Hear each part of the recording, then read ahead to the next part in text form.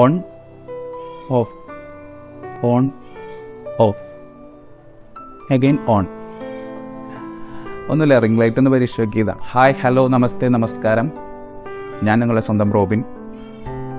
ഇന്ന് actually thoughts ഞാൻ വേറൊരു തോട്ടായിരുന്നു എഴുതി വെച്ചിരുന്നത്, ഷെയർ ചെയ്യാമെന്ന് വിചാരിച്ചിട്ട്.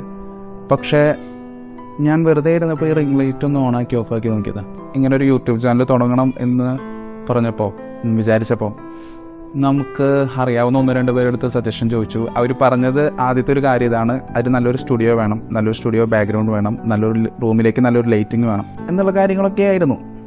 അങ്ങനെ വന്നപ്പോൾ ആദ്യം നമ്മുടെ റൂം തന്നെ ഒരു സ്റ്റുഡിയോ സെറ്റപ്പ് ആക്കാമെന്ന് കരുതി. ആക്ച്വലി ഇതെൻ്റെ റൂമാണ്, ഇത് സ്റ്റുഡിയോ സെറ്റപ്പ് ഒന്നും ആയിട്ടില്ല, ചെറിയൊരു സ്റ്റാർട്ടിങ് പോലെ ചെയ്തതാണ്. പിന്നെ വേണ്ടത് നമുക്ക് ലൈറ്റാണ്.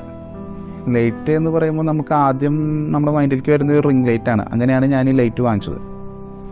അപ്പോൾ ഈ ലൈറ്റ് ഒന്ന് കണക്ട് ചെയ്ത് സെറ്റ് ചെയ്തിട്ട് ഈ വീഡിയോ എടുക്കുമ്പോഴാണ് ഞാൻ ഇങ്ങനെ ഒരു കാര്യം ചിന്തിച്ചത്. ഈ ലൈറ്റ് ഇപ്പോൾ നിങ്ങൾക്ക് മനസ്സിലാവും, ഞാൻ ഓഫാക്കി കഴിഞ്ഞാൽ എൻ്റെ മുഖം ഭയങ്കര ഡിമ്മായിരിക്കും. ഒരിക്കലും നിങ്ങൾക്ക് ആ ലൈറ്റ് ഉള്ളപ്പോൾ കാണുന്ന പോലെയുള്ള ഒരു രസം ഇപ്പം ഉണ്ടായിരിക്കില്ല. പക്ഷേ ലൈറ്റ് ഓൺ ചെയ്ത് കഴിഞ്ഞാൽ കുറച്ചുകൂടി ബെറ്ററാണ്. നിങ്ങൾക്ക് എന്നെ ഒന്നുകൂടി നന്നായിട്ട് കാണാൻ പറ്റും, നിങ്ങൾക്ക് കൂടുതൽ ഫോക്കസ് കിട്ടും. നിങ്ങളുടെ ലൈഫിലേക്ക് കടന്നു വരുന്ന ചില റിലേഷൻഷിപ്പ് ഇതുമായിട്ടൊന്ന് കണക്ട് ചെയ്ത് നോക്കാം.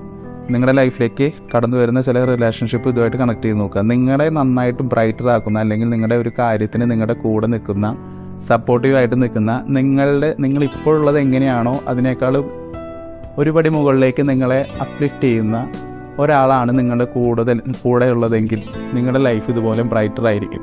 അതല്ല, ഇനി നിങ്ങളെ എപ്പോഴും ഡിമ്മാക്കി താഴോട്ട് വലിച്ചു കൊണ്ടുപോകുന്ന ഒരാളാണ് കൂടെ ഉള്ളതെങ്കിൽ ഒരുപക്ഷെ നിങ്ങളുടെ ലൈഫ് ഇങ്ങനെയായിരിക്കും.